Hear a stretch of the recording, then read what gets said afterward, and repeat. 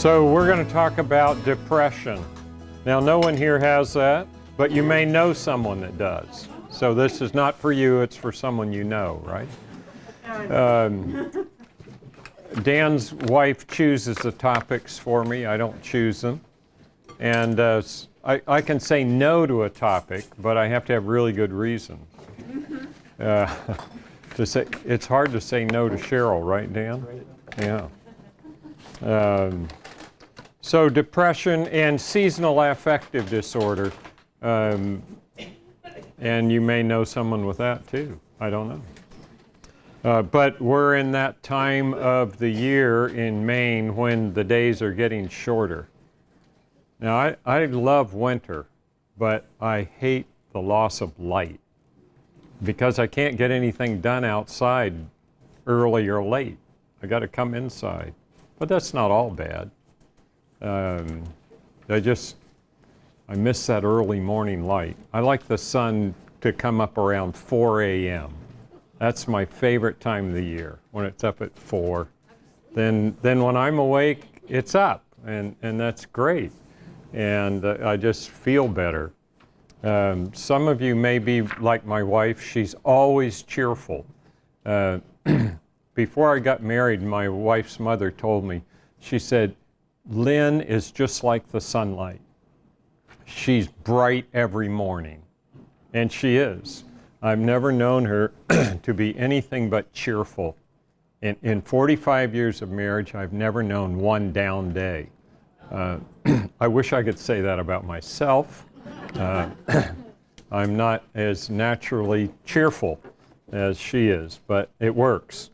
My kids used to make fun of me. They say, Dad, you cheer up when everything goes wrong. That's right. Because I was expecting it, and you expect things to go wrong, and you say, well, see, that's like I expected, and you just have this good feeling that when they would go sailing, we started letting our kids go off by themselves sailing when our oldest was 12. Our youngest at that time was 6, and they went off overnight sailing. And I can tell you this now because no one can turn me in for child abuse because they made it through. And my wife would just wave and say, have a good time. And I'd say, well, have you checked this and you checked that? And what are you going to do if this goes wrong? What are you going to do if that goes wrong? And after I'd gone through the whole list, then I could say, well, it's going to be all right, because if things go wrong, they'll be prepared. That's just a difference. And some of us are one way, some of us another. My wife's an optimist. She doesn't think anything will ever go wrong. And I'm a prepared optimist. And a prepared optimist is someone who expects everything to go wrong, and when it does, oh, we're prepared, no problem. So no matter which side of the fence you're on, depression and anxiety does affect us, doesn't it? Some people more than others. And I thought I'd start out talking with you about the medications and how they work, and then we'll look at alternative treatments. Most people think that depression is largely because of an imbalance of chemicals in the brain. It isn't like you get up one day and say, well, I'm tired of being cheerful, I think I'll be depressed.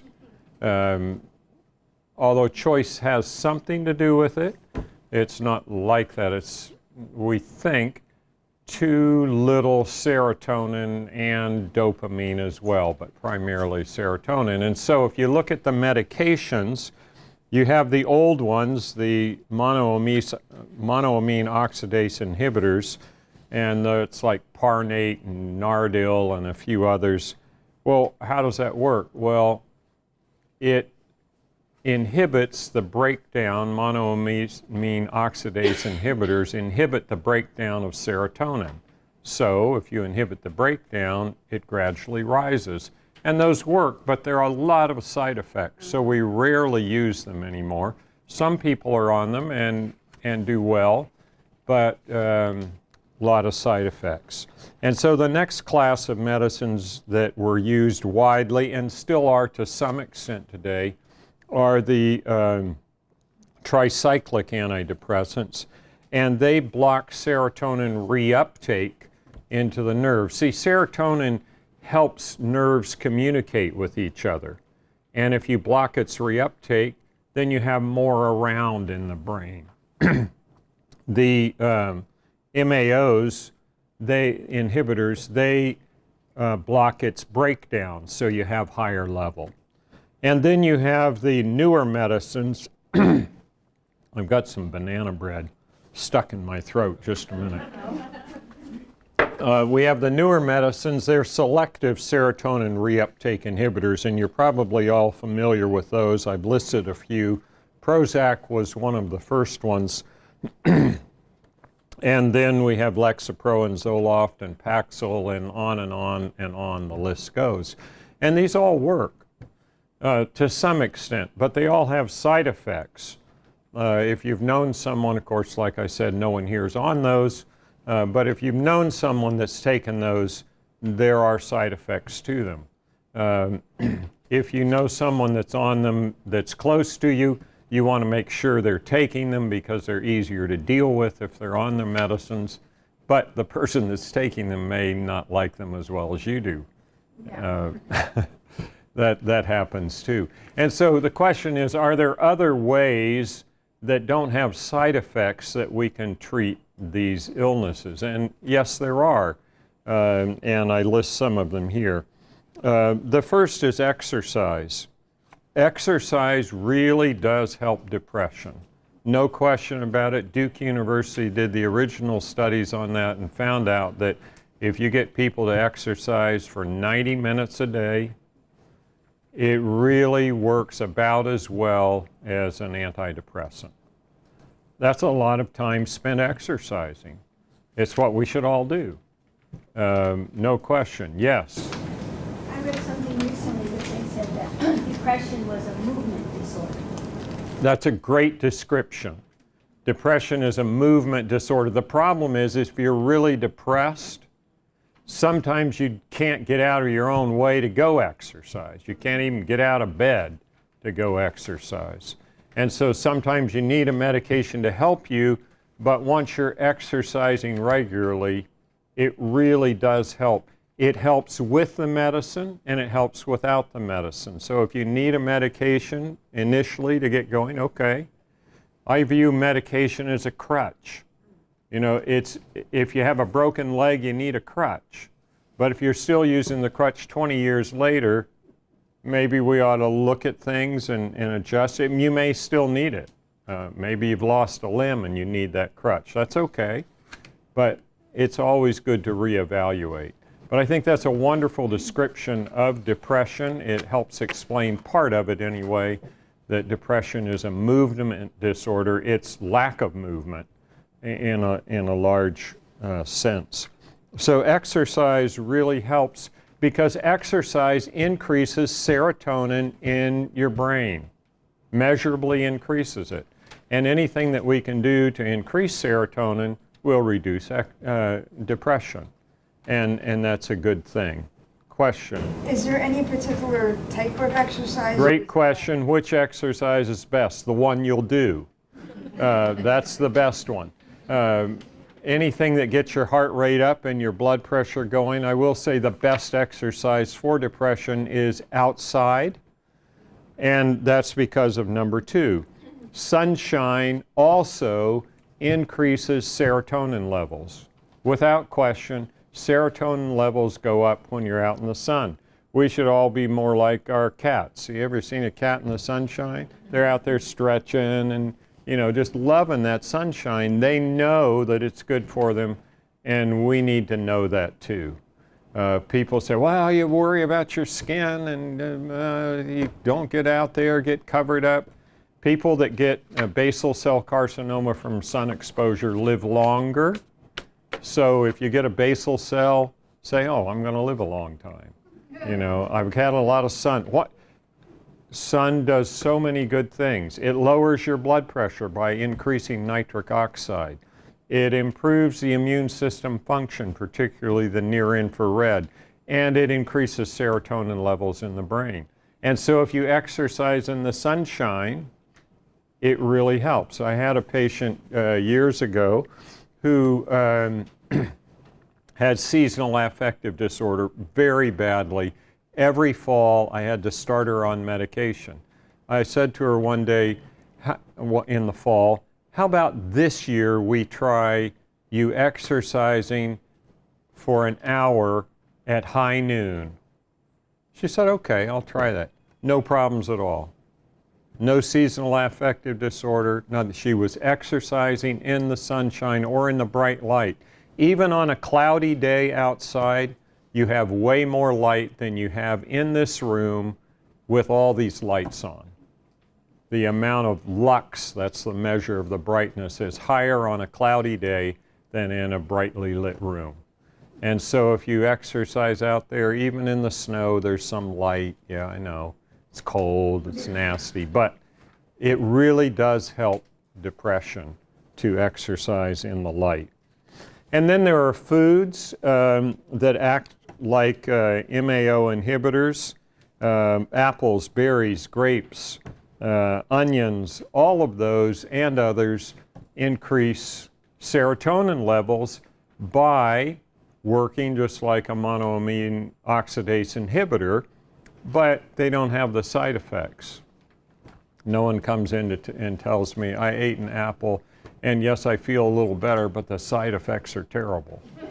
You know, so that can be very helpful when trying to get your levels of serotonin up. They've done studies measuring the effect of these foods on depression, and we know that if you eat 100 grams of fruit a day, particularly apples, it reduces your risk of depression by about 3%. Well, that's about a half an apple. So if you eat a whole apple, it reduces it actually about 6 to 10%. Well, that's not much, but it's measurable. I like apples. So eat an apple and improve your serotonin level and reduce depression. High fiber is also very, very important. The majority of the serotonin made in our body is made where? In the gut, by the bacteria that are in there. You thought that poo was all bad for you. It's not. It's full of bacteria, and if you select for the right bacteria, they make serotonin and dopamine, which is also another feel-good hormone. And so you need to treat those. I've said this before, but did you know that you have more cells in your body that aren't you than are you? It makes you wonder what you are. You have more viruses and bacteria and fungi and all kinds of stuff. And they're not all bad. Your microbiome is really important to your health. And the way you choose your microbiome is to choose what you eat, because bacteria all have preferred food. They like certain things just like you and I. But if you choose your food wisely, you'll shift to a healthier microbiome that makes you your serotonin and improves depression. So what do you need to eat to select for those? You need to eat fiber. You eat fiber, a high fiber diet, you select for the microbiome that makes serotonin, and then your serotonin levels go up. You can increase your intake of foods that have tryptophan in them, which is a precursor of serotonin, and that doesn't necessarily help because you may not absorb that serotonin from your gut into your brain. But if your gut microbiome makes serotonin, it goes up there just fine. And so eat that fiber to improve your brain function and reduce your risk of depression. It's very interesting how that works. They've even taken, and if you don't want to change your diet, this will work, but you may not want to do it. They've taken stool from people that weren't depressed and given it as an enema to those that were, and their depression improves. So poo for you, right? That's not my preferred method, you know. I would rather eat fiber and change my gut microbiome. It's fascinating all the things they've done with transplanting stool and various diseases. People that are overweight, if they give them an enema from a thin person, they'll lose weight. Not for a long time, but until their gut microbiome changes again, and then they gain weight again. So anyone that's thin, you could maybe make some, money on the side. Instead of taking Monjaro, they could take some of you and do a. We underestimate the incredible effect of our own microbiome on us. And it's very important that you think about cultivating that just like you would your garden, because that helps you. It really does. And a fiber-loving microbiome produces another substance other than serotonin called butyrate. And butyrate downregulates the immune system in a positive way. It reduces inflammation. And inflammation itself does lots of things that aren't good for you. And one of them is it increases depression. And so if you're missing the butyrate because you're not eating enough fiber, you got more inflammation, and you're missing the serotonin, so you've got more depression. So cultivate that microbiome by eating lots of fiber. Soluble fiber's good, insoluble fiber's good. The gut bacteria that eat that are really healthy for you. And so just think, I'm a little depressed today. I need to have a little more fiber, and that'll improve your mood. So the other thing there is meditation. And they've done lots of studies on meditation and measured brain serotonin levels. And after meditation, it does improve. And I'll come back to that after we talk about anxiety. But meditation is really helpful unless you're so depressed you can't keep your mind on it, right? And then sometimes you need to go exercise a little bit, or you need to get out in the sunlight for a while, or you need to take a medication for a while to help get that serotonin up a little bit so that you can concentrate again.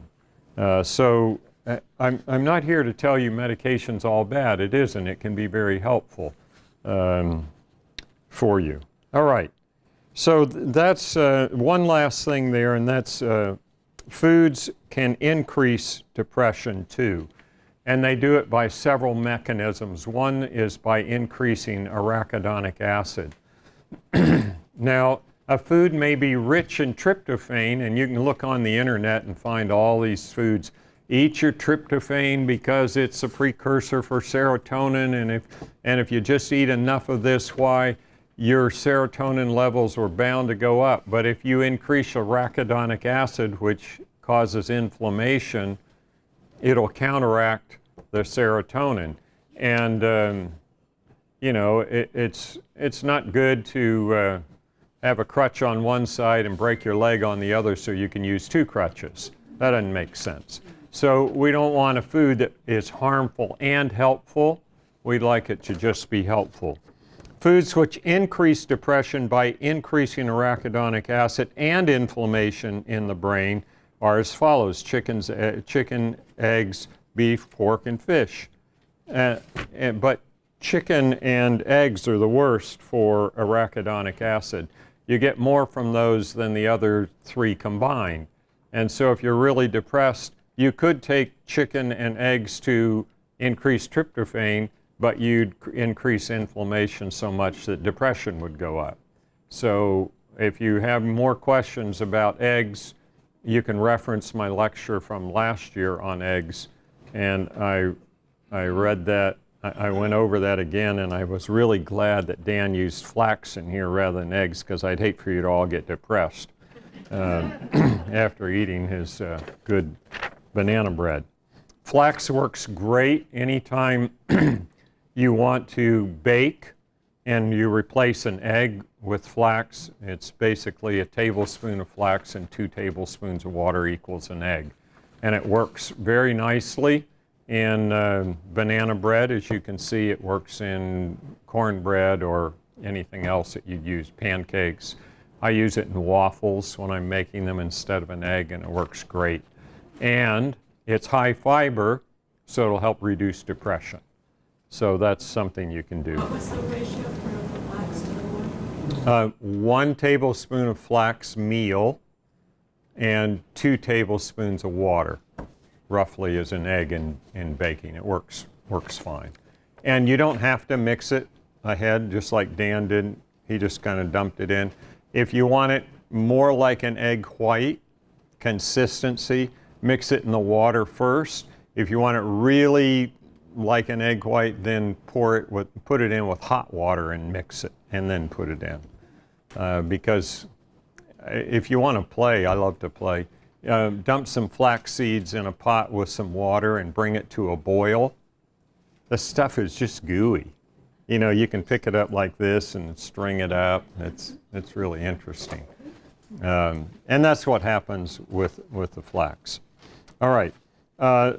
These foods are rich in tryptophan, which I mentioned, and should reduce depression, but it doesn't occur because of the increased inflammation in arachidonic acid. But if you want foods that are high in tryptophan, that are precursors of serotonin production, there's a list of them there. I don't know that they'll help that much because just because you have tryptophan doesn't mean you're going to make serotonin. And remember, you get a lot of it from your gut microbiome, but it won't hurt to have the beans, seeds, nuts, and you won't get the arachidonic acid from those. Questions before we move to anxiety? Yes? The 90 minutes, was that somewhat unrealistic for an average person to do? Yeah, don't start with 90 minutes of exercise. Start with whatever you're not doing and add some. Because if you do 10 minutes a day, you're going to have an effect on serotonin levels. If you do 20, better. If you do 30, better. Yeah, you definitely get benefit. It's recommended that we all get at least 30 minutes a day, 5 days a week for 150 minutes, but more is better. One thing that's helped me a lot is when I threw away my chair at work, and I have a standing desk and a treadmill now. And that's really been helpful. I have trouble sitting still. You might have noticed that. I like to move. And so that's really helpful. Dan? I've heard about being out in the forest. Is there some with the oil or? Yeah, being in the forest is really helpful. It's immune stimulatory. University of Osaka in Japan and Stanford University did some of the best studies on forest bathing and found that it is the essence from the trees themselves that stimulates the immune system and causes calmness. And it's fascinating. The epinephrine and norepinephrine levels drop. Our adrenaline levels drop when you've gone walking in the woods.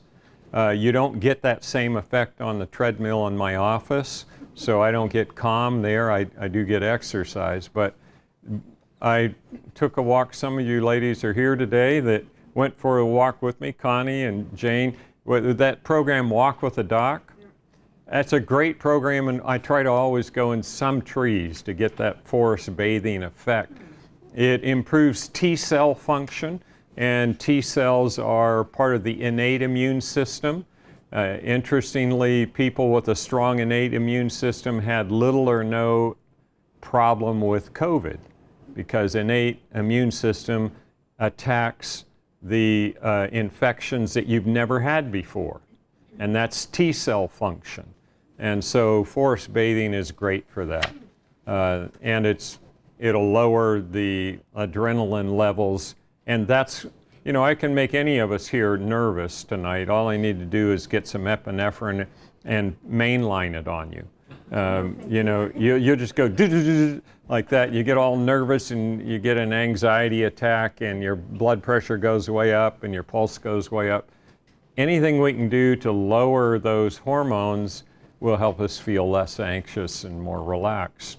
Question? There's, not a question, but there's a website and then an app you can get, it's called Maine by Foot. And there's a gal who's done all the trails that she can in Maine. And when you look at them, they're, so to get in the woods, like easy, it'll say like a big mountain, a little dinky hill, flat. And you can go by your county and you can even put in your city. So Maine by Foot, look it up. These two people here, Tom and Lisa, they're hikers, and listen to them. They're great for giving you tips on where to move. Question? You're making me feel better about me raking leaves all day. That's right, raking leaves. You're out in the sunshine because you don't rake leaves when they're wet. You're out in the sunshine, and it's great exercise. My own feel, and it's just my temperament, is the best exercise is useful labor. I like that the best. I mean, I don't like to be in a hamster going on a, yes. Chia seeds and water versus flax and water. Yeah, chia seeds work as well. I don't know if you've tried chia. It's probably not quite as good as flax as far as the egg-like consistency, but it does work as a binder. Yeah. Pardon? Same amount. I'd have to test it. I don't know for sure, but play with it and find out, and then report back to us. We can all learn. We use the juice out of a can of chickpeas. Yes, aquafaba. That works really good. Aquafaba, which is chickpea juice out of the can. You can make a wonderful meringue with that, and it's indistinguishable almost from egg meringue. I've had a really nice lemon meringue pie with that aquafaba as the meringue, and it's tasty. You think, wait a minute, chickpea juice? But it works. And try it and you'll be surprised at what you can do with that. You know, becoming a plant-based eater really is just about learning to cook again, because the food can taste great. You just have to learn to cook again. That's the main problem. All right, let's talk about anxiety. I mentioned one of the things, I didn't write it down on the paper here, but increased levels of adrenaline, noradrenaline, or epinephrine, norepinephrine, same things. If someone came in here and shot me and said, "You're next, but before I kill you, I want to measure your blood pressure." Well, it'd be sky high and your pulse would be racing. Yeah. If you sat still, we'd all be swinging, right? But the point is your adrenal glands would secrete epinephrine and norepinephrine, your blood pressure would go up, your pulse would go up, and you'd be anxious, all right? And so some of the anxiety is just learning to down-regulate those adrenal glands. Interestingly, you do that with exercise. How does that work? Well, why did the epinephrine get released in the first place? Because it's the chemical release for fight and flight. And it makes you ready to do something. And if you get that anxiety from stress and this and triggering it, and you don't exercise, you're going to be anxious. Bottom line. So remember that as we're talking. Anxiolytic medications, most of them work by increasing GABA, or gamma-aminobutyric acid. GABA, anytime you increase that, you get calm. And the most common medicines that you probably know about that do this are Xanax, Valium, Klonopin, lorazepam, Ativan. All of them do that very nicely. And if you take them, you'll feel relaxed and sleepy, and that's great, except they're all addictive. Yep. And if you take them for very long, you'll need more, because there's a problem called tachyphylaxis, which means you take it and it doesn't work, and then you need more, and then and you get addicted to them, and they're associated with increased risk of dementia, and they're no fun. Sometimes they're needed. I do use them in people who've had a death in the family or some terrible traumatic and they can't sleep. But interestingly, if you start on lorazepam or one of those for sleep, you'll feel like you slept better in the next morning, but over time your sleep actually decreases, and so you're sleeping about the same as you did before you started them. But if you stop, you won't sleep at all, and so that's sort of an addictive problem. On that medication, the lorazepam, what happens if it gets to a point where in the beginning it worked like it was supposed to, but after taking it for That's a while? exactly what I'm talking about. That's tachyphylaxis. It doesn't work as well. And again, these medications may be needed, and I have patients who can't sleep without taking medicine similar to this, but any time that we can use any other method, you're going to do better. And so here's some things that you can do, and one of them that definitely increases GABA is exercise. And another one that definitely increases GABA is sunlight. So you get boosts in the GABA level and the serotonin level from exercise in the sunlight, or exercise and sunlight. And you do get it also with bright light. I didn't mention it with depression, but some people who are really light sensitive do well to get a light box and sit in front of that light box. You don't stare at it.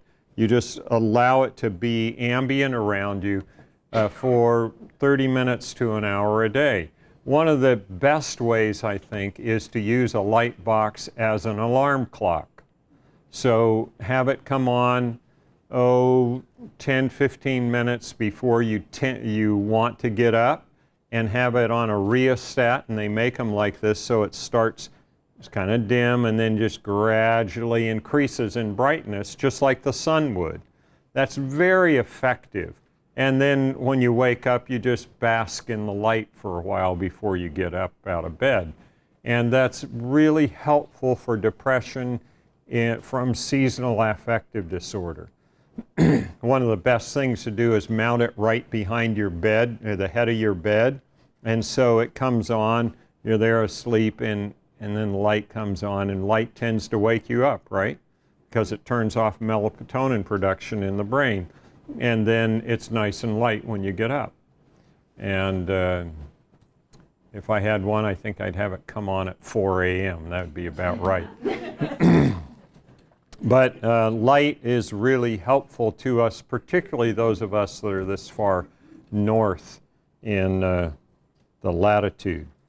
All right, so the non-medication means of reducing anxiety, broccoli, cabbage, Brussels sprouts, mushrooms, spinach, buckwheat are all high in GABA. And they may reduce depression risk. Why I say may, I mean, increase your GABA, you're going to get better, right? Well, they're high in it, but you've got to eat them and then digest it, and then it has to cross the blood-brain barrier, and it's not as effective. It's helpful, but it's not as effective as if your own brain produced it from exercise and sunshine. So don't say, well, I hate to get up and get in the sun or in exercise, so I'll just eat Brussels sprouts. Well, that may help, but it's not going to be as good as exercise. And then meditation, as I mentioned, it increases serotonin and it increases GABA as well. So let's talk about meditation a bit, and then if there are any questions. Basically, there are two types of meditation. There's Eastern meditation and Western meditation.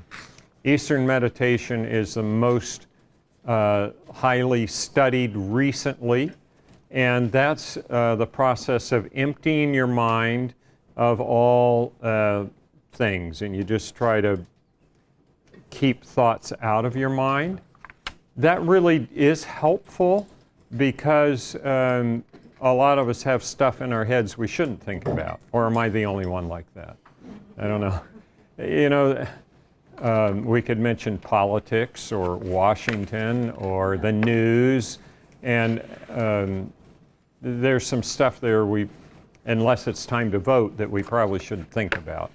If it's time to vote, do your civic duty and think very carefully about those things. But sometimes emptying your mind can be very helpful, and just going to a quiet place mentally of reflection. You know, choose your spot by the lake with the loons crying, and instead of the lunatics crying, you have the loons, and it can be very peaceful and very helpful. Then there's it's really Eastern as well, Christian meditation, but that's a little different in that it focuses on a person or God, more specifically. That's problematic if you have a distorted picture of God. Or if your picture of God, I shouldn't just say distorted, if your picture of God is as a vengeful, angry being. If that's your picture of God, you better not meditate on Him. If your picture of God is as a loving, kind parent who really cares and supports and upholds his children, that can be really helpful. And there are texts in Scripture that point to a God like that. There are also ones that don't. And you be careful with that. But there are texts like, casting all your care upon Him, for He careth for you. Come unto me, all ye that labor and are heavy laden, and I will give you rest. And some of those can be very helpful to focus on and kind of push the troubles of the day away. And your GABA levels will go up, and your serotonin levels will go up. And I find that helpful myself.